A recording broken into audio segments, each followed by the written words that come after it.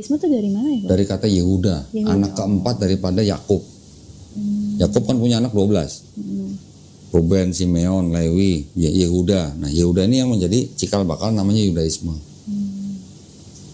Nah, yang di atas lagi, bentar, masih aktif gereja. Ke gereja udah enggak, tapi masih suka ibadah online. Oh, online. Dulu GBI-nya yang di Sukabumi. Aku dulu Jakarta sih kok ininya lamanya ya. Oh, GBI mana dulu Jakarta? Aku tuh kadang di BRI, sekarang JPCC. Oh. lebih apa ya? Kalau pengajaran sih aku lebih suka JPCC sih. Pastor Jeffrey. Ya. Ini ya bisa pindah-pindah gitu ya. Emang biasanya gitu. Terus perpuluhannya gimana dong? Hah? Perpuluhannya gimana? Aku pribadi. Iya, maksudnya ngasih yang mana? Ngasih semua? Aku apa ya? Kalau datang ke gereja itu, ya kalau di Bali aku ke GBI terakhir tuh. Jadi ngasih di situ. Jadi kalau datang situ ngasih. Oh. Nah, tapi kan berarti kan kalau mau ngasih perpuluhan kan setelah 4 kali datang. Iya. Kan sebulan kan? Iya. Aku jujur aja bukan yang tipikal rutin perpuluhan kok. Jujur aja. Oke. Kayak hati aja kayak ngasih nih gitu kan. Perpuluhan itu setiap minggu atau setiap bulan? Sebulan. Sebulan sekali. 10% itu ya. Belum lagi buah sulung. Apa itu? Iya. Pernah nggak? Persembahan sulung itu. Kayaknya lebih gede lagi ya. Cuma sekali doang. Sekali. Waktu apa itu? Waktu pertama kali terima duit, gaji, penghasilan atau hasil usaha. 100%. 100%. Kalau gajinya berapapun 100%. 100%. Nah, kita dapat apa? Nggak dapat apa-apa. Dapat doa. Jadi kalau sebulan udah ngeluarin modal buat kerja, buat ongkos atau makan, besoknya lagi dapat gaji itu semuanya ke gereja, nambah lagi sebulan baru dapat gaji buat kita. Itu pun potong 10%. Masih potongan. Jangan sedih. Aku baru tahu itu. Gaji pertama. Sebenarnya perpuluhan itu sama, konsepnya sama dengan zakat. Kita kan juga ada kan zakat atas pekerjaan, ada juga zakat atas harta, ya kan? Kalau zakat atas harta itu kan setahun sekali. Kalau zakat atas pekerjaan kan kita setiap kali kita terima penghasilan. Zakat di Islam itu kan juga rate-nya kan nggak semua sama, tergantung dari profesi. Ada yang umum paling rendah 2,5%, ada yang 5%, ada yang 10%. Tapi kalau perpuluhan kan pukul rata semua 10%. Dan tapi maaf, kalau yang miskin itu gimana? Nggak perlu bayar zakat, malah kita yang bayar zakat ke mereka. Bukan, maksudnya, perpuluhan itu gereja. Oh, perpuluhan. Gereja. Orang yang istilahnya pendapatannya masih juta dimintain. Iya, aturannya begitu. Meskipun orang itu nggak sanggup untuk makan, itu masih namanya dapat 100.000. Ya mungkin itu kebijakan gereja. Kalau yang nggak sanggup makan dibantu sama gereja. Hampir sama sebenarnya konsepnya. Tapi sebenarnya gereja memungut perpuluhan itu sebenarnya kalau boleh dibilang nggak konsisten. Nggak konsistennya gimana? Ajaran Paulus kan bilangnya apa? Hukum Taurat itu kan sudah dibatalkan dengan matinya Yesus di atas kayu salib. Perpuluhan kan termasuk hukum Taurat. Tapi masih ada. Nah, kalau bilangnya sudah dibatalkan, semua hilang dong. Harusnya semua hilang, tapi ini masih mungut gitu. Berarti kan nggak semuanya batal. Iya, soalnya gitu sih kalau dibilang kalau perjanjian baru emang nggak ada perpuluhan. Jadi ibarat kata kalau nggak salah Yesus udah bilang seikhlasnya ya, semampu kamu gitu. Yesus bilangnya kan ditanya gimana perpuluhan ya, yang perlu dibayar, yang perlu dibayar ke Bait Suci bayar, yang perlu bayar ke Kaisar ya bayar. Yesus juga ditanya, kita harus bayar pajak nggak ke Kaisar? Yesus balik nanya, di duitmu gambar siapa? Gambar Kaisar. Ya udah lu bayar. Gitu. Dibayar pajak ketika nemu koin di mulut ikan. Itu Yesus yang bicara. Iya. Di Maksud Alkitab Tuhan ada? bayar pajak? Di Alkitab ada. Ada. Nah logikanya kok Tuhan bayar pajak? Nah itu tanya si Intan. Nggak tahu. Maksud Tuhan bayar pajak? Karena ya aku sih karena dia masih manusia ya, karena masih hidup di bumi lah. Ya. Ada juga pendeta bilang dia kayak mencontohkan kita juga harus menghormati pemerintah gitu. Jadi kalau teologinya Kristen memang gini mas, ketika Yesus jadi manusia, ya dia hidup sebagai manusia. Seperti manusia. Ya. Tetapi orang Kristen mempercayai bahwa sosoknya Yesus yang manusia ini itu punya sifat ilahi. Gitu. Bahkan ketika sudah 450 tahun setelah nggak ada Yesus, gereja gereja tuh meneguhkan teologi mereka bahwa Yesus itu sepenuhnya manusia, sepenuhnya Tuhan. Bilangnya gitu. Nah, konsep itu sebenarnya sama dengan kalau kita lihat Hercules misalnya. Hercules itu juga setengah manusia, setengah dewa gitu. Jadi konsepnya kan ada kesamaan. Mirip. Ya kan? Hercules lahir dari seorang ibu, dari seorang wanita Manusia. yang dihamili oleh dewa yang paling tinggi yaitu Zeus gitu. Kan manusia ya ibunya. Ibunya manusia. Manusia. Jadi dewa Zeus ini dewa yang punya anak 100. Ini mitologi ya. Walaupun mitologi, tapi konsep itu sama dengan konsep Kristen. Ada Bapa, ada Maria, ada Yesus. Yesus anak Maria. Kan ini kan dia lahir. Cuman kalau di Helenisme sama paganisme tuh nggak ada di roh. Pribadi Roh Kudus itu belakangan. Setelah ratusan tahun setelah nggak ada Yesus, baru orang punya wacana ini harus 3 gitu. Karena konsep orang-orang zaman dulu selalu menyembah dewa yang triad. 3 tapi 1 tapi 3 gitu. Jadi sebenarnya itu awalnya cuma Bapak dan contohnya Putra. di Babilonia itu sudah ada Trinitas yang pertama kali di dunia.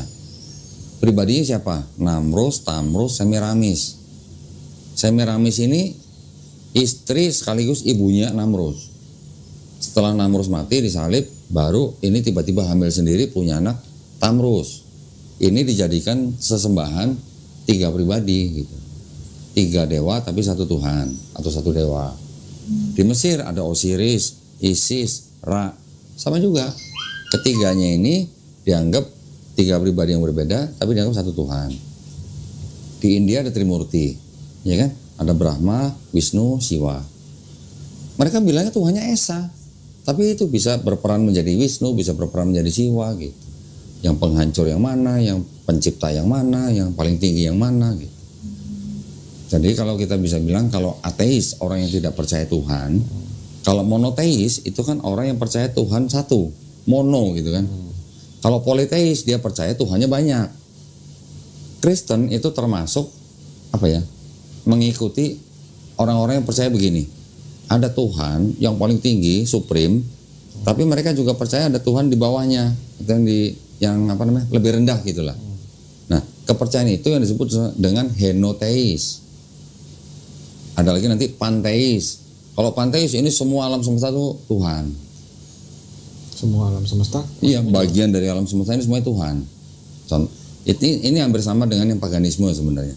Paganisme itu memandang setiap elemen daripada alam ini ada Tuhannya, ada penguasanya gitu. Langit ada penguasanya. Siapa? Dewa Zeus. Laut ada penguasanya. Gitu. Siapa? Kayak Avatar gitu makanya. Iya. Laut siapa dewanya yang terkenal? Poseidon. Ya kan? Gunung nanti misalnya ada dewanya siapa?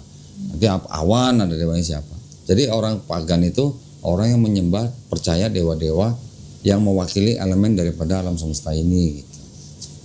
Itu yang nggak bisa hilang untuk orang-orang memang yang di daerah Eropa, Asia gitu.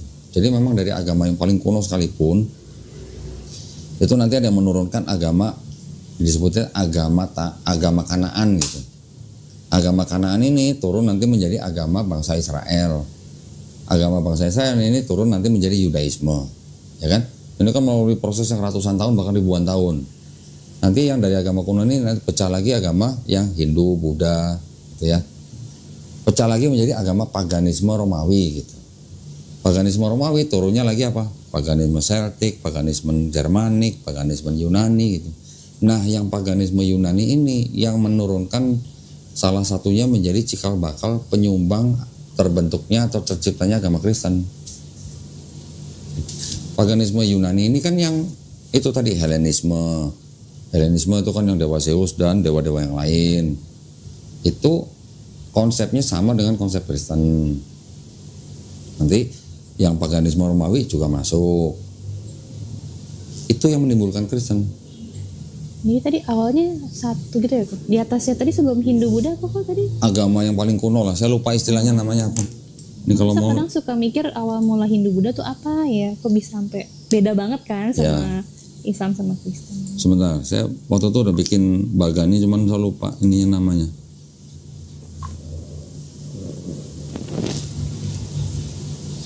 Nasinya enak banget. Nasinya enak banget. Iya, dua background. Udah. Metode masih dibuka.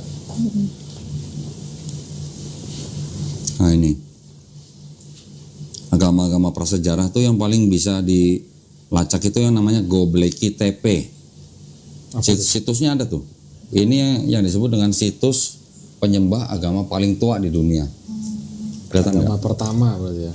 Agama paling tua yang masih ada situsnya tuh. Pakai kuning. Göbekli Tepe. Boleh foto kok? Boleh? Atau nanti saya kirim PDF-nya aja kalau mau. Oh boleh ya. Ya. PDF ya Pak? Iya, nanti saya buatin PDF. Nah, ini kan yang menurunkan ada politeisme, Mesopotamia kuno. Ini yang turun menjadi pengaruh ke agama Kanaan. Agama Kanaan. Nanti ada yang politeisme Mesir kuno, ini juga yang pengaruh ke agama Kanaan. Kanaan tuh? Kanaan suku itu Palestina. Itu, kayak suku Kanaan itu kan? Iya, bangsa Kanaan. Yang tinggal di daerah Palestina itu namanya bangsa Kanaan. Dulu waktu Abraham pergi dari Mesopotamia, dia ke Kanaan dulu. Kanaan itu Palestina, baru Abraham ke Mesir, baru akhirnya menetap di Kanaan.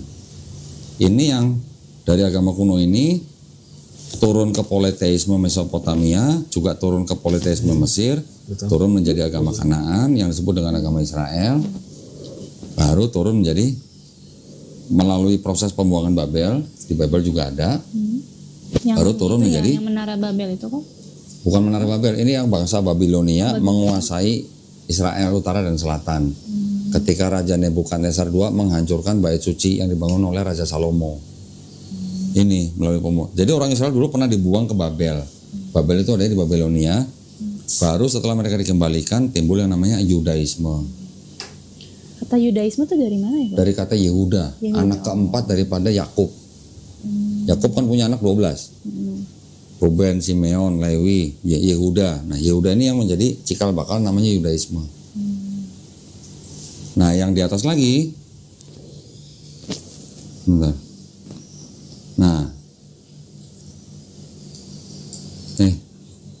Nah, yang tadi sini menimbulkan juga politeisme Indo-Eropa kuno yang menimbulkan agama Vedik. Agama Vedik ini yang menurunkan Hindu, nanti ada yang Buddha, gitu-gitu. Sedangkan yang ke Eropa itu turunnya menjadi dari Indo-Eropa ini turun ke paganisme Eropa. Nah, paganisme Eropa ini yang menurunkan paganisme Celtic, paganisme Germanik, paganisme Slavic. Nanti ada paganisme Yunani. Ini ada paganisme Baltik juga ya. Yang dari Yunani menurunkan Romawi. Yang Romawi ini yang mempunyai andil juga untuk yang terciptanya agama Kristen. Ya. Di sini tapi juga ada tambahan juga ketika orang-orang Yahudi tinggal pada zaman era bait suci yang kedua, ya. Kan bait suci kan yang pertama dihancurkan oleh Raja Nebukadnezar. Ketika Babilonia dikuasai oleh Persia masuk nih.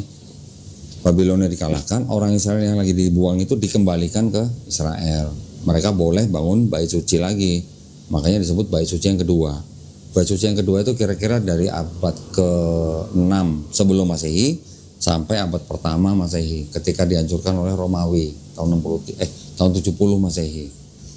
Nah, ketika bangsa Israel hidup pada zaman bait suci kedua, itu mereka punya kelompok-kelompok Farisi. Pernah dengar pasti kan Farisi? Ada Saduki, ada Eseni, ada Zelot. Dari 4 kelompok ini sebenarnya ada satu lagi Samaritan, cuman Samaritan nggak ikut-ikutan lah. Zelot, kita pernah dengar Simon kan? Oh, Simon dari suku Zelot itu? Iya, dia dari kelompok Zelot bukan suku, kelompok Zelot. Kelompok Zelot itu kelompok yang memperjuangkan bangsa Yahudi lepas dari penjajahan Romawi. Kan sebelumnya di abad kedua juga sudah ada pemberontakan. Ada yang disebut dengan Raja Hasmonian gitu. Zelot ini yang berontak. Satu lagi yang Eseni. Kalau Eseni ini kelompok kelompok Yahudi, tapi dia yang mereka suka menyendiri, memisahkan diri. Mereka lebih percaya ke hal-hal yang gaib gitulah, malaikat dan segala macam. Yang Saduki itu tidak ada urusan dengan agama. Mereka urusannya dengan pemerintah Romawi gitulah. Kalau yang Farisi ini yang dikatakan kelompok yang mengikuti Taurat gitu. Jadi yang mempengaruhi Kristen yang mana? Yang Zelot karena ada, yang Eseni karena ada kepercayaan gaibnya. Yang Farisi siapa yang mewakili? Paulus. Paulus ini dari sini, dari Farisi. Cuman ketika bait suci yang kedua dihancurkan, orang-orang Farisi ini pindah ke kota Yafne, menimbulkan kelompok yang disebut dengan Rabbinik Judaisme. Jadi mereka yang sekarang kita kenal dengan pemimpinnya rabi-rabi gitulah. Nah, 1, 2, 3 tambah paganisme Romawi, itulah jadi Kristen. Paganisme Romawinya pengaruh gitu ke Kristen. Kalau yang Eseni itu yang dianggap mereka menyendiri di gua-gua, mereka yang menulis Dead Sea Scroll. Pernah dengar ya Dead Sea Scroll kan? Itu ditulis dari abad kedua sebelum Masehi. Makanya mungkin karena menyendiri jadi ya aku pernah ke sana kan, jadi memang di gua gitu. Iya, banyak kan di gua-gua. Ya. Yang di Qumron itu mungkin tempat mereka bersemedi kali di sono gitu. Qumron itu gua. Qumron itu nama daerah. Ada Yang di Laut Mati itu banyak gua-gua, itu namanya disebut dengan gua-gua Qumron gitu. Di situ yang ditemukan dokumen ini, Dead Sea Scroll. Mana ya? Ada, saya udah beli bukunya Dead Sea Scroll. Nah, cuman yang menimbulkan Kristen ini, Intan tahu nggak bahwa separohnya kitab Kristen itu sebenarnya punya Yahudi? Perjanjian lamanya. Iya. Tahu nggak? Tahu. Orang Yahudi yang punya kitab Tanakh, kan mereka punya otoritas juga untuk menafsirkan kitabnya, ya kan? Kristen menggunakan kitabnya orang Yahudi, tapi menafsirkan kitab itu berdasarkan kacamatanya Kristen. Kristen kan percaya Bapa bisa menjelma jadi manusia, jadi Yesus gitu kan. Mereka merubah-rubah kitab sucinya orang Yahudi ini, diterjemahkan ke bahasa Yunani, tapi terjemahannya dirubah-rubah supaya terlihat, supaya terjemahan itu berbicara mengenai Yesus. Yang kayak ayat-ayat Yesaya, Yesaya itu. Yesaya 7:14, Yesaya 96, Yesaya 53, nanti ada Mazmur 22:16, ada Yeremia 31, ada Mika 5 ayat 2, macam-macam banyak. Hampir 300 ayat diklaim bahwa itu nubuat untuk Yesus, kata orang Kristen. Tapi kalau kata orang Yahudi, enggak, itu bukan buat Yesus, enggak ada yang buat Yesus. Orang Yahudi bilang, ayat yang ini buat anaknya Nabi Yesaya, ayat yang 96 ini buat Raja Hizkia. Nanti yang lain ini artinya perjanjian baru Israel dengan Tuhan. Nanti yang Mika 52, oh ini lagi ngomongin keturunannya Daud yang dari Rut gitu. Rut kan leluhurnya Daud. Nanti yang ya apa lagi, Mazmur 22 misalnya. Ini bukan untuk Yesus, ini Raja Daud lagi curhat gitu. Karena dia dikhianati sama anak, bahkan sama penasihatnya sendiri, dia lagi curhat, dia ngomong, Allahku, Allahku, mengapa kau meninggalkan aku gitu. Itu dianggap sebagai kata-kata yang diucapkan oleh Yesus di atas kayu salib. Eli, Eli, lama sabachthani gitu. Padahal yang di Mazmur 22:16 ini lagi ngomongin curhatnya Daud, karena dia lagi dikhianatin sama orang-orang dekatnya gitu. Jadi ada semacam kacamata teologi Kristen yang mencomot-comot ayat ini, dianggap ini nubuat untuk Yesus. Padahal orang Yahudi bilang bukan, ini nggak ada hubungan sama sekali sama Yesus. Tapi yang ayat yang Eli lama sabachthani itu di Mazmur kan berarti ada kok. Ada, tapi yang waktu Yesus disalib ada lagi. Ada. Berarti maksud kok jadi yang di pas disalib itu ditempel gitu. Iya. Seolah-olah Yesus mengulang perkataan Daud gitu. Apa nggak mungkin Yesus memang ngomong itu, jadi kayak ada double kalimat gitu. Gini, ini kan tulisan orang-orang ya, yang di 4 gospel tadi, Matius, Markus, Lukas, Yohanes, ini kan tulisan orang-orang yang tidak tahu namanya siapa. Sampai sekarang nggak tahu pengarangnya. Orang-orang ahli perjanjian baru bilang ini yang nulis bukan saksi mata langsung. Semuanya kan anonim, nggak ada namanya. Selama ini kupikir ya Matius. Ya, itu tradisi. Yang memberi nama Matius, Markus, Lukas, Yohanes siapa? Tahu nggak Intan? Enggak. Bapak gereja di abad kedua, 100 tahun setelah Yesus nggak ada. Pertama Santo Papias, tahun 135 Masehi, memberi nama Matius dan Markus. Papias bilang Matius ini yang pemungut cukai, salah satu murid Yesus. Markus ini muridnya Petrus, kata Papias nih. Markus muridnya Petrus. Kemudian di tahun 185 Masehi, berarti udah berapa tuh? Udah 150 tahun setelah Yesus nih. Ada bapak gereja namanya Santo Irenaeus. Dia yang bilang, yang ini yang ini Matius pemungut cukai, yang ini Markus muridnya Petrus, yang ini Lukas. Lukas ini tabibnya Paulus dan teman seperjalanan Paulus. Yang Yohanes ini Yohanes anak Zebedeus, muridnya Yesus. Yang ngomong dua bapak gereja ini yang dijadikan tradisi selama berapa abad. Jadi umat Kristen taunya Matius, Markus, Lukas, Yohanes, itu yang nulis orang yang bernama Matius, Markus, Lukas, Yohanes. Padahal bukan. Gitu. Ambil contoh yang paling gampang. Yohanes anak, kalau bener nih Yohanes anak Zebedeus, Yohanes anak Zebedeus itu di kitab Kisah Para Rasul disebutkan orang yang tidak berpendidikan. Bagaimana ceritanya orang yang ngomong sehari-hari pakai bahasa Aramaik bisa nulis pakai bahasa Yunani dan sastranya tinggi dan bisa paham ajaran-ajaran filosofi Yunani, Helenistik filosofi gitu. Jadi nggak mungkin Yohanes anak Zebedeus gitu. Ini menurut ahli-ahli Perjanjian Baru. Dan di semua ini itu yang Matius dan Yohanes ini mereka menggunakan apa ya, kata ganti ketiga gitu. Yang Matius disuruh turun, kemudian Yesus makan di rumah Matius dan dia begini-begini. Yang penulis Matius menceritakan Matius dengan kata ganti ketiga. Kira-kira mungkin nggak yang nulis itu Matius sendiri? Namanya Levi. Kata gitu. ganti ketiga berarti Si penulis ini sedang menceritakan Matius. Dia begini gitu. harusnya kan saya gitu. Harusnya aku dong atau saya. Begitu juga yang Yohanes. Yang Yohanes juga ngomongnya pakai kata ganti ketiga. Nah itu yang dibantah sama ahli Perjanjian Baru semua. Lukas nggak pernah ketemu Yesus. Markus nggak pernah ketemu Yesus. Jadi orang ahli Perjanjian Baru bilang, selain daripada yang nulis ini semuanya anonim, mereka bukan saksi mata langsung dan mereka tidak mengenal saksi mata langsung. Nah berarti mereka nulis itu dari mana ya? Nah, yang menulis itu sebenarnya yang pertama kali menulis itu Markus. Sebenarnya Markus ditulis kira-kira tahun 65 sampai 70 Masehi sebelum Bait Suci diruntuhkan. Ya. Terus kemudian 10 tahun kemudian penulis Matius dan penulis Lukas ini menyadur dari Markus. Ya. Makanya di Matius kira-kira 80%-nya isinya dari Markus. Yang Lukas 60% isinya dari Markus.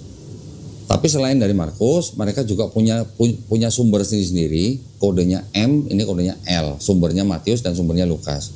Tapi selain itu di atasnya lagi ada sumber lagi yang dipakai oleh dua ini, disebutnya sumber Q namanya. Q itu dari bahasa Jerman Quell. Quell itu artinya kabar berita yang beredar di masyarakat. Sumber itu maksudnya apa? Sumber berita, kabar berita lah. Kabar berita yang beredar di masyarakat itu yang masuk ke Matius dan Lukas. Nah, terus kemudian karena Matius dan Lukas ini menyadur dari Markus, berarti kan ceritanya hampir sama semua.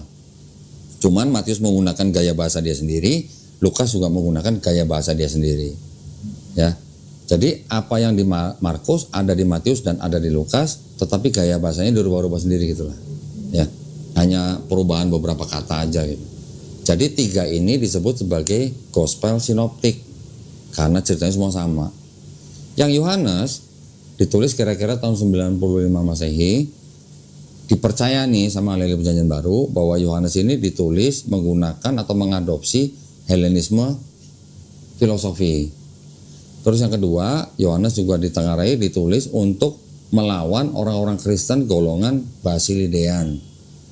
Basilidean itu orang-orang Kristen yang tidak percaya bahwa yang disalib itu Yesus. Pernah dengar? Enggak. Pernah. Ini ada dokumen ini. Ini juga gospel isinya. Cuman gospel ini nggak sampai masuk ke dalam Bible. Ya karena ceritanya berlawanan dengan yang apa? Yang 4 gospel itu ya. Gospel ini namanya adalah gospel Nag Hammadi. Namanya Nag Hammadi, ini nama desa di Afrika yang ditemukan di dalam gua-gua, ditemukan kira-kira tahun 1945. Terus kemudian setelah melalui pasar gelap akhirnya masuk ke dalam akademisi. Di sini ada gospel namanya, kalau bahasa Inggrisnya itu The Second Discourse of the Great Set. Di sini ada kalimat begini nih, Yesus melihat penyaliban itu dari jauh sambil tertawa. Yang disalib Simon orang Kirene. Kalau kita perhatikan, memang benar Di dalam Matius, Markus, Lukas itu ketika Yesus diceritakan membawa salib dari Yerusalem ke Bukit Golgota, di pertengahan jalan kan ada orang namanya Simon orang Kirene yang suruh menggantikan Yesus. Ya kan? Iya, membobong sementara kan. Ya, memanggul dari Yerusalem, dari pertengahan perjalanan ke Bukit Golgota. Yang di Yohanes ada nggak Simon orang Kirene? Nggak ada. Nah, ini untuk melawan kelompok ini gitu. Karena orang-orang ini percaya bahwa penyaliban Yesus itu hanya ilusi. Yang disalib bukan Yesus tapi Simon orang Kirene. Nah, ini ada kalimat begini nih yang di kuning ini. Dibaca sendiri aja. Pasti bahasa Inggrisnya jago ya. Enggak juga kok. Lah orang bolak-balik ke Australia gimana nggak jago? Kadang nggak ngerti. Jadi ini yang berkata ini siapa? Oh, Jesus say. Dianggapnya Yesus. The death they think I suffered, they suffered in their error and blindness. They nailed their man to their death. Their thoughts did not perceive me, since they were deaf and blind. By doing these things, they pronounce judgment against themselves. As for me, they saw me and punished me. But someone else, their father, drank the gall and the vinegar. It was not I. They were striking me with a scourge, but someone else, Simon, bore the cross on his shoulder. Someone else wore the crown of thorns. And I was on high, poking fun at all the excess of the rules and the fruit of their error and conceit. I was laughing at their ignorance. Jadi yang disalib Simon orang Kirene kan? Terus, ya. kira-kira kalau menurut Intan, Yesus itu menikah nggak? Nah, gini kok. Jadi aku dulu pasti menganut enggak dong. Iya. Terus pas lagi heboh-heboh Da Vinci Code itu, aku ini orangnya apa ya? Bisa dibilang termasuk open minded. Open minded itu jadi anti kata dan aku suka histori. Jadi pas aku nonton Da Vinci Code aku kayak make sense gitu. Ada teori-teori dan aku sempat Google. Yang pemulik ke histori dulu, yang segala macam merek-merek lari ke France lah, terus ada bukti apa. Aku suka banget, aku sampai Google gitu. Dan aku sempatnya apa iya ya gitu. Nah, cuma waktu itu pengalaman pribadi aku, spiritual aku di tengah-tengah tahap apa iya ya. Dan aku sempat berpikir kalau memang Yesus menikah ya udah, emang kenapa? Cuma waktu itu aku merasa kayaknya Tuhan negor gitu ya. Aku bilang ke Adi kan, aku kayak ngerasa waktu itu ada teguran pribadi apa gitu sampai aku bilang aduh Tuhan maaf aku nggak mau lagi. Jadi aku kayak segala pikiran Yesus nikah aku hapus lah gitu. Nah sempet kan yang baca histori yang mereka sempet menggali jejak apa sih bukti-bukti kuburan Yesus sama Maria Magdalena. Cuma susah karena zaman dulu tuh ternyata yang namanya Yesus dan Maria tuh banyak sekali. Nama pasaran itu. Nama pasaran. Nah, dan aku kemarin sempat nonton di YouTube kan ada YouTube channelnya Detektif Astral. Waduh. Aku suka kan yang kayak agak-agak indigo mistis. Nah, mereka tuh anak-anak indigo ini bisa kayak apa ya? Mereka lagi meneliti lukisan Da Vinci itu kan yang The Last Supper. Nah, mereka tuh bisa masuk ke pikirannya si Leonardo. Apa sih yang Leonardo pikirin pas lagi ngelukis itu? Nah, terus ada satu indigo ini dia bilang, aduh saya nggak bisa ngomong banyak. Dia bilang, pokoknya yang dikira Maria Magdalena itu yang begini itu dia bilang, pokoknya ini tentang sebuah hubungan. Jadi si wanita itu dia nggak berani ngomong nama karena kan ditonton ribuan orang kan. Dia bilang si wanita ini yang di kiri ini dia mempunyai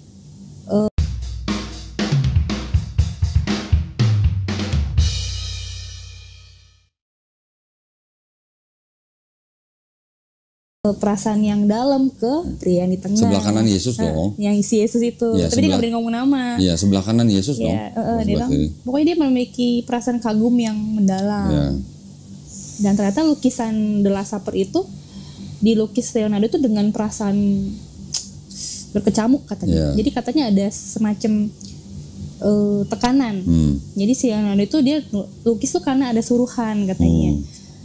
Dan percaya nggak percaya, jadi di lukisan itu kan ada sebelah kiri sebelah kanan tuh muridnya kebagi dua. Ternyata yang sebelah kiri itu disebutnya pro, yang kanan tuh kontra. Oke. Jadi ternyata peristiwa Last Supper itu agak drama. Oke. Jadi murid yang kontra ini katanya, aku nggak tahu sih yang kontra siapa namanya, siapa yang kanan itu. Kalau nggak salah termasuk Simon Petrus itu ya. Katanya mereka detik-detik menjelang Yesus salib itu mengetahui sebuah fakta, dan itu bikin mereka kecewa. Jadi ternyata sosok yang di tengah itu tidak seperti yang mereka pikirkan. Mungkin namanya dia kayak guru yang mereka kagumi, mungkin membuat sebuah peristiwa apa di akhir-akhir sebelum disalib, jadi mereka kecewa. Ya, aku sempat mikir apa mungkin kecewa karena dia menikah sama si Maria Magdalena gitu kan. Terus aku sempat ngomong ke Adi kan, aku orangnya kayak agak-agak apa iya gitu ya. Jadi di satu sisi kekristenan aku tuh apa ya, kalau Kristen yang saklek mau apa nih, gue nggak mau denger gitu, Langsung menolak. aku kadang seperti itu, tapi kadang aku kalau denger gitu apa iya ya gitu kan. Nah terus aku sempat ngomong ke Adi, aku bilang kok jadi mirip sama yang di video Kodoni kan. Kodoni kan ngebahas yang hubungan Maria sama Yesus. Sedikit tuh aku denger, kalau nggak salah ayat di Alkitab kan bilang Yesus mencium bibir Maria ya. Aku sendiri jujur aku nggak baca ayat itu, nggak tahu. Cuma satu fakta jelas aja kata Kodoni kan, kalau zaman dulu orang Yahudi nggak bisa tuh pria mencium bibir, bisa dirajam kalau bukan suami istri. Betul. Aku sempat ngomong ke Adi, apa iya ya gitu, maksudnya kayak itu kan fakta yang simple gitu sebenarnya kan gitu. Pada intinya begini, laki-laki dan perempuan memang diciptakan takdirnya kan untuk punya keturunan, artinya menikah, ya kan? Tradisi Yahudi itu kan kehidupan manusia itu punya apa namanya kayak stage ya, tahapan-tahapan lah. Kalau yang memang dia hidup untuk agama, umur 13 tahun itu laki-laki, itu udah waktunya menikah. 13 sampai 18 atau 20-an lah. Itu tuh udah waktunya menikah dan dia sedang belajar gitu. Mudah banget. Mudah memang. Kayak zaman dulu gitu kan. Mungkin nikahnya Zaman dulu ya. Zaman dulu belum ada listrik, mau ngapain coba? Soalnya kalau nggak salah dulu ada pendeta gue bilang Bunda Maria itu kalau nggak salah pas lagi hamil itu umur 18. 12 ya? Mudah. Si Yusufnya 24 katanya. Oh enggak ya? Yusufnya 90 tahun. 90? Masa kok? Nanti bisa dibuka di internet ya. Ya bisa dibuka di Google. Sumbernya dari kalangan Kristen sendiri loh, Katolik loh. Yusuf berusia 90 tahun. Dia adalah seorang duda beranak 6 yang dipilih oleh kaumnya untuk menikahi Maria. Ketika itu Maria usianya baru antara 12 sampai 14 tahun. Kalau yang usia Maria saya punya bukunya nih. Tapi kalau yang 90 tahunnya Yusuf itu harus dibuka di websitenya apa ya, Advent apa gitu. Makanya masih perawan. Karena baru umur 12. Karena memang umur-umur segitu orang Yahudi menikah. Perempuannya umur 11, cowoknya umur 13. Coba gini deh. Nanti kalau ketemu mamanya, tanya, "Mah, ingat nggak dulu menikah umur berapa?" Pertama. Habis itu tanya lagi, "Mah, mamanya mama dulu nikahnya umur berapa?" Coba Masih tanya. lebih muda. Pasti masih sangat muda. Sama nenek saya nikahnya muda. Oh, ya orang zaman dulu. Nenek saya umurnya 13. Nah itu. Makanya anaknya 11. Nah itu. Produktif kan? Iya, karena kan masih jangkanya Ketika panjang. wanita sudah haid, artinya kan dia udah siap berproduksi. Reproduksi. Nah, Ya. zaman dulu kan belum ada karir gitu. Mau ngapain perempuan gitu istilahnya. Ya itulah makanya menikah, karena sudah dianggap sudah siap untuk punya keturunan gitu. Tapi zaman dulu haidnya sama kok kayak sekarang umur 12. Kata ada yang bilang kan zaman dulu lebih Ini tua kan. kalau masalah haid itu tergantung dari ras dan lokasi orang itu tinggal di mana. Kalau tinggal di daerah dingin, haidnya lebih lama. Kalau tinggal di daerah panas, haidnya lebih cepat. Dan tergantung rasnya. Kita ini ras apa? Indonesia. Ras Mongoloid. Kalau orang-orang Yahudi, Arab, Eropa itu namanya ras Kaukasoid. Mereka lebih cepat dewasa dibandingkan orang-orang khas Mongoloid. Apalagi kalau mereka hidup di tempat yang panas. Itu lebih cepat haidnya. Umur 9 tahun juga sudah bisa haid. Di Indonesia sekarang anak umur 10 tahun juga udah ada yang haid kan? Banyak. Anak perempuan. Pernah dengar. Itu baca di situ. Umur apa? 12 kan? Ya, sama halnya dengan peraturan Indonesia menikah dulu kan masih muda. Iya. Nah, sekarang Bahkan di Amerika abad-abad 18 standar minimum menikah ada yang umur 11, 14, 16 tergantung dari negara bagiannya. itu kadang-kadang saya gini loh kok. kayak Nabi Muhammad nih, kayak Aisyah nih komplain terus. Nah ini dipikir kan kalau saya nggak lihat di internet. Nah, nanti ya kalau mau masuk ke situ. Sekarang kita ke Maria dulu aja. Maria usianya berapa? 12 tahun kan? Ini kan saya nggak ngarang, ada dokumennya. Tapi sayangnya gospel ini tidak masuk ke dalam Bible. Ya. Gospel apa? Itu namanya Protovangelium of James. Yang bikin siapa? Ya ini diterjemahkan dari gospel-gospel yang sudah ditemukan, cuman tidak masuk dalam kanon gitu. Ini sama orang Kristen sekarang disebutnya adalah apokrifa. Gospel-gospel yang sebenarnya apokrifa tuh dulu artinya dirahasiakan. Tapi zaman sekarang orang Kristen bilang apokrifa itu palsu. Kenapa? Karena tidak diketahui siapa yang nulis. Kalau pakai standar nggak tahu. Kalau pakai standar karena yang nulis nggak tahu siapa disebut apokrifa, berarti 4 gospel Matius, Markus, Lukas itu juga sebenarnya harusnya apokrifa. Karena juga nggak tahu siapa yang nulis gitu. Iya, anonim. Hanya karena pilihan pemuka agama pada saat itu, oh yang ini cocok masuk gospel, masuk Bible, ini cocok masuk, ini cocok, oh ini enggak, jangan, karena bertentangan ceritanya. Itu juga aku mau tanya, kalau jadi sebenarnya yang menentukan Matius, Markus, Lukas itu masuk dijadiin Alkitab itu siapa? Bapak-bapak gereja. Bapak gereja tahun Itu baru di abad keempat. Abad keempat. Mulai dari 360-an, terus kemudian 370 atau 80, terakhir 397 di kota Kartago di Afrika Utara. Baru Bible selesai di kanon. Pertama di Roma, kemudian Laodikia, kemudian Kartago. Itu baru abad keempat, 400 tahun setelah nggak ada Yesus. Baru selesai kanonnya. Belum lagi nanti ada konsili mana yang memperbaiki kanonisasi itu. Termasuk perjanjian lama juga mereka kayak yaudah ini deh gitu. Oh bukan, kalau perjanjian lama itu sebelum kanon yang perjanjian baru. Saya harus mulai dari mana dulu? Sebentar ya. Ini dulu ya. Ini termasuk di dalam dokumennya ini apa tadi? Nag Hammadi ya. Nag Hammadi ini ada sebuah gospel namanya Gospel of Phillips. Gospel of Phillips ini juga tidak masuk ke dalam Bible. Baca sendiri ya. Jangan saya bacain. Nih, yang kuning ini.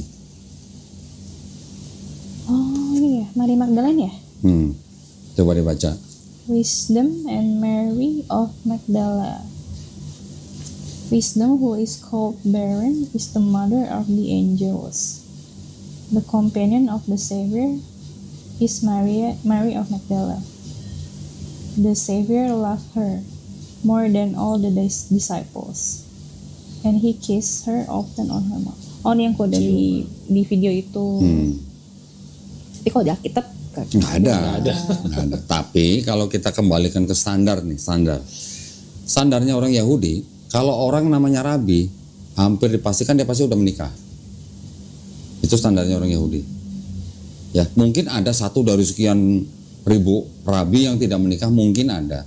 Tetapi kalau namanya rabi itu pasti udah menikah. Sekarang Yesus di Bible yang sudah dikanon disebut rabi nggak? Yeah. Dipanggil rabi nggak? Dipanggil, disebut rabi. Yang nyebut Yudas malah. Bukan aku ya rabi. Nah, ketika ada Yesus bilang nanti ada yang berkhianat gitu. Yudas yang ngomong, bukan aku ya rabi gitu. Yesus disebut rabi oleh murid-muridnya sendiri, bahkan oleh orang-orang bangsa Israel pada saat itu. Jadi kalau dia rabi, kemungkinan besar dia pasti menikah gitu. Apa mungkin pengecualian? Oke lah, anggap aja itu pengecualian. Baca bukunya Barbara Thiering, Profesor Barbara Thiering dari Australia, seorang wanita sejarawan. Dia meneliti dokumen-dokumen Dead Sea Scroll. Dia menemukan sebuah manuskrip udah potongan segini karena udah sobek. Yesus berkata, istriku, udah kepotong. Ya. Barbara Thiering juga bilang bahwa yang namanya tradisi Yahudi itu tidak boleh laki-laki dan perempuan bersentuhan. Ya. Bahkan kalau bikin kebaktian juga dipisah.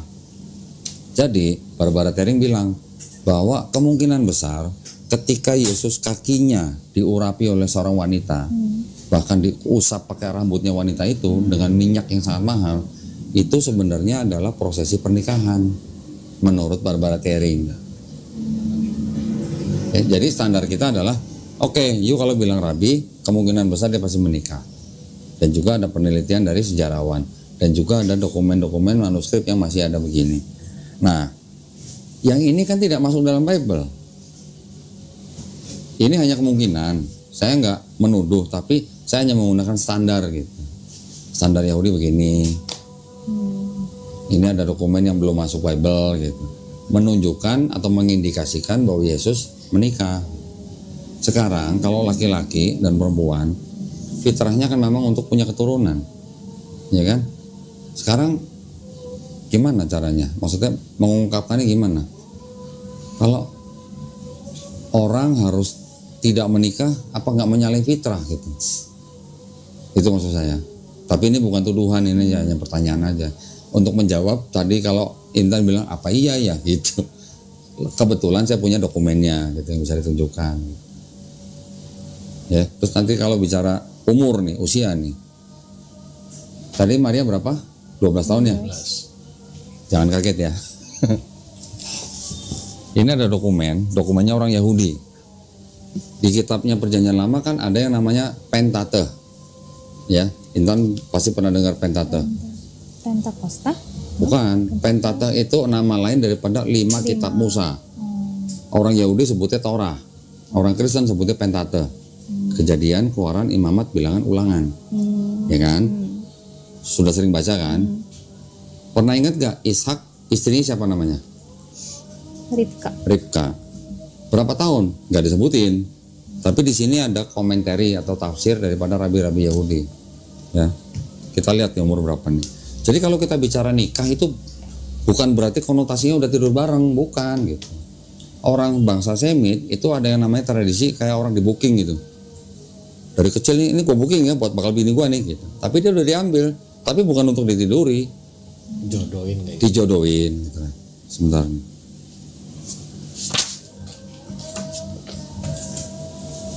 Jadi kalau Yusuf menikahi Maria ketika berusia 12 tahun, apakah kita mau nuduh Yusuf itu pedofil? Nggak mungkin lah, nggak berani kita. Ini udah Exodus, ini kejadian.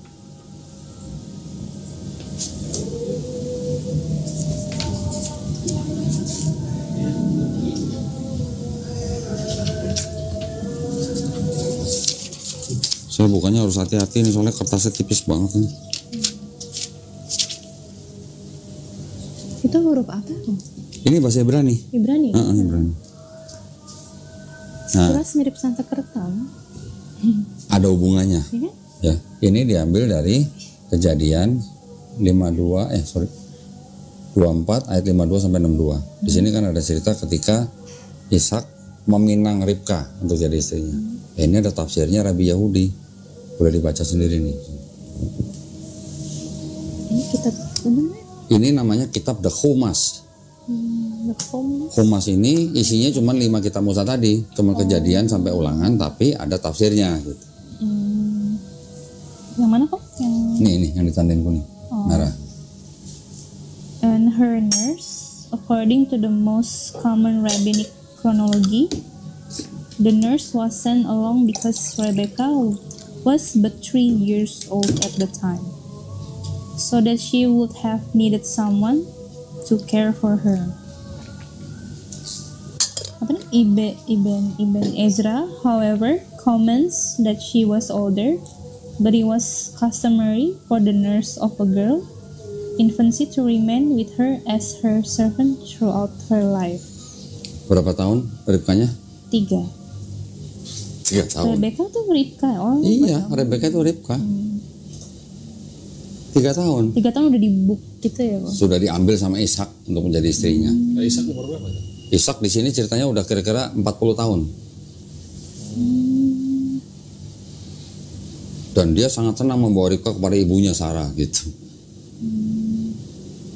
Oh ya, Apa kita mau bilang Ishak pedofil?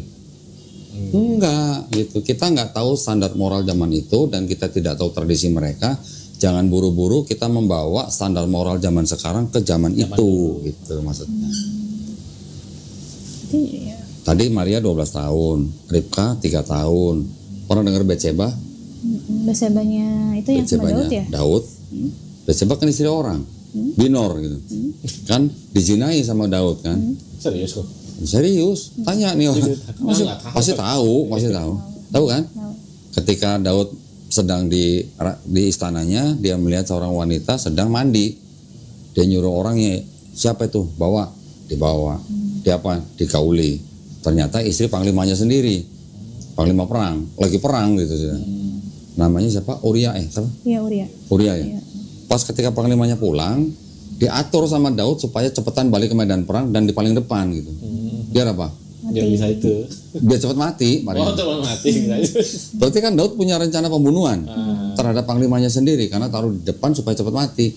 Bener cepat mati. Nah baru Batseba dinikahi sama Daud. Tapi sudah keburu berzina. Tahu nggak kira-kira berapa umurnya Batseba? Nah, aku pikir kayak gadis aja gitu lagi ranu-ranu. Ya lagi ranum-ranumnya. Karena udah istri orang kan. Ya. Statusnya. Oke. Ternyata ada dokumen mereka yang mengatakan bahwa Batseba sudah punya anak umur 6 tahun. 6 tahun. Kan kaget kan? Ada dokumennya. Kalau saya mau bukain bisa, sebentar. Ya ini tafsir, namanya komentari ya. Bukan teks dokumen yang resmi gitu. Sebentar.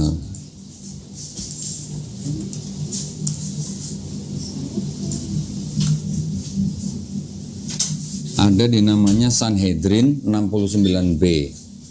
Sanhedrin itu adalah tulisan tafsir-tafsir dari kalangan Yahudi. Usianya berapa tuh? Batseba melahirkan Salomo ketika dia berusia 6 tahun. Tuh, Salomo malah yang dilahirin 6 tahun. Salomo itu Sulaiman. Salomo itu Sulaiman. Oh, Salomo tuh anak. Karena seorang wanita lebih kuat dan bisa mengandung pada usia lebih dini. Ketahuilah, ini udah terjemahan ya. Ketahuilah bahwa ini benar bahwa wanita hamil pada usia yang lebih dini seperti Batseba telah melahirkan seorang anak dari David sebelum melahirkan Salomo. Salomo anak kedua loh. Kalau melahirkan Salomo umur 6, kakaknya Salomo itu dilahirkan waktu Batseba umur berapa? Ya, mungkin 4, mungkin 5. 4 kan. Nah, tahu nggak kakeknya Batseba itu siapa? Hah? Ahitofel. Oh. Ada di Bible. Saya pernah dengar sih. Ahitofel itu kakeknya Batseba, juga penasehatnya Daud. Akhirnya mengkhianati Daud lah si Ahitofel ini. Ahitofel ini menurut kalangan Kristen dan menurut kalangan sejarawan dipercaya mati umurnya nggak lebih dari 33 tahun. Sudah jadi kakek umur 33 tahun. Kalau 33 tahun sudah jadi kakek, umur berapa dia pertama kali punya anak? Berarti kan antara umur 10 sampai 12 tahun sudah punya anak. Ya kan? Nanti anaknya si Ahitofel itu punya anak di umur sekitar 10 sampai 12 lagi.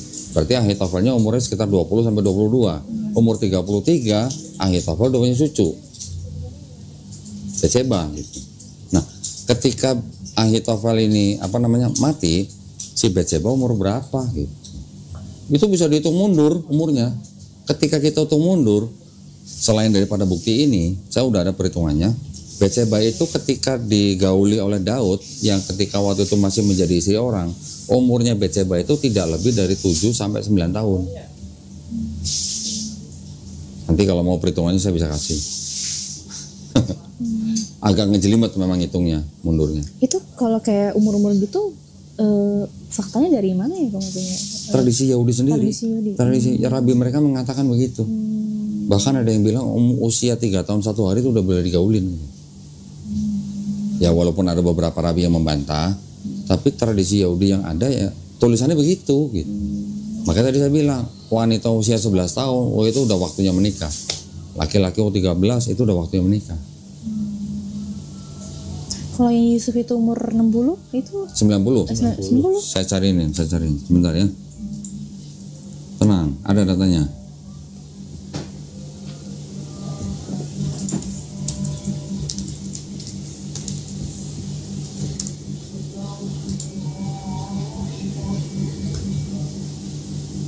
Nih ya, sebentar.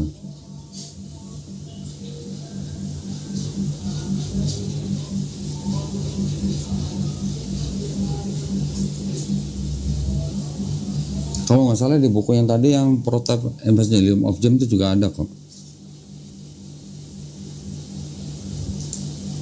Nah ini, saya buka ini ya webnya ya. Nama webnya newadvent.org tentang Santo Yusuf.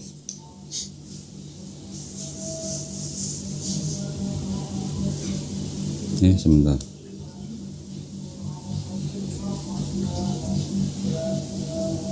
Ini kan menceritakan tentang apa?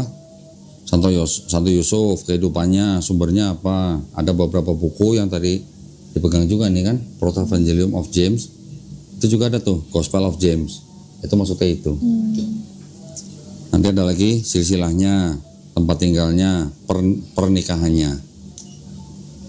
Ada lagi Incarnation, Nativity, dan The Flight to Egypt. Kita baca yang pernikahannya. Lihat nih. A year after his wife's death. 1 tahun setelah istrinya Yusuf meninggal, ya kan?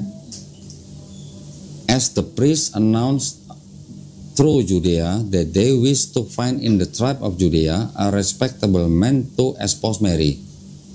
Jadi Yusuf dipilih oleh kaumnya orang Yehudea untuk menikahi Mary. Okay? Then 12 to 14 years of age. Mary usianya 12 sampai 14 tahun. Joseph, who was at the time, berapa nih? Baca nggak? Baca. Ini nih yang saya blok. 90 years old. 90, bukan 19. 90. Opa, anaknya 6. Gimana ceritanya? 90 tahun dinikahkan dengan wanita usia 12 tahun. Apa memang dulu tradisi begitu ya? Memang tradisi begitu. Tradisinya mereka, karena si Maria ini hamil tanpa suami, maka akhirnya dipilihkan suami. Oh, itu ini sesudah hamil baru. Iya, dijodohin. Iya, bukan sebelumnya. Tapi di itu ya. Alkitab mereka tunangan dulu ya. Iya. katanya. Tunangan, tapi ternyata dia sudah hamil dari Roh Kudus. Tulisannya kan begitu. Cuman di Bible kan nggak ditulis Yusuf dipilih oleh kaumnya untuk menikahi Maria, kan enggak.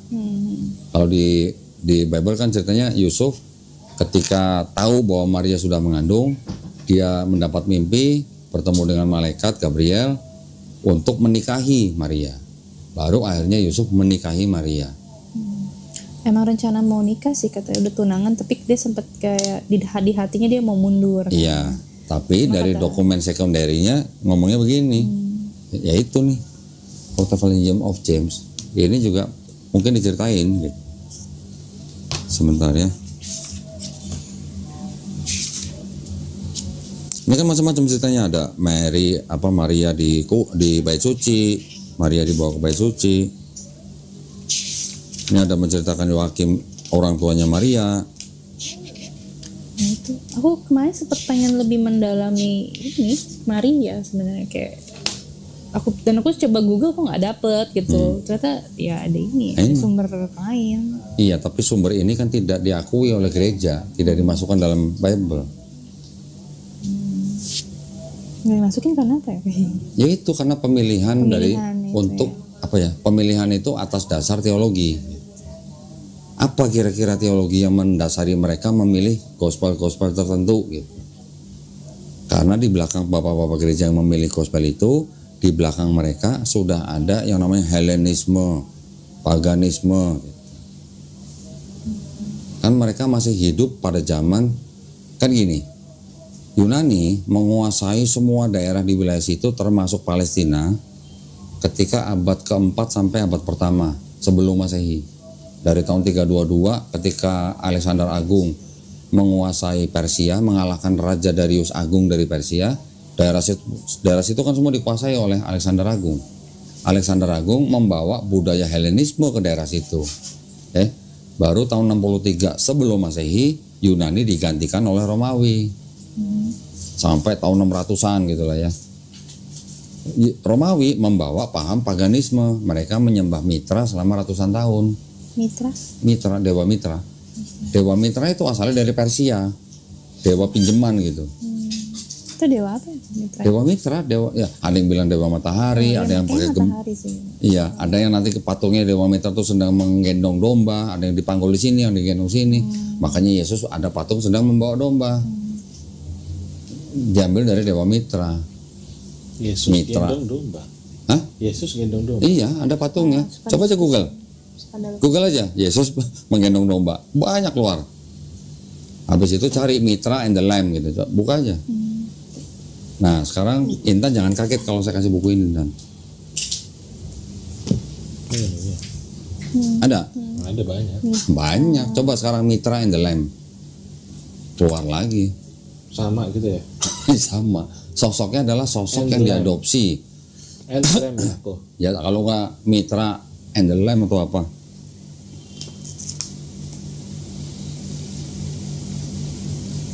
Pasti banyak.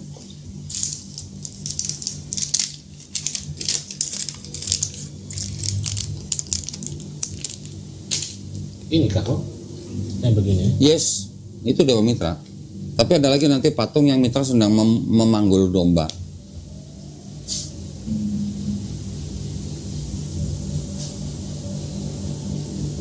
Ini sebenarnya ngikutin dia ya kok ya.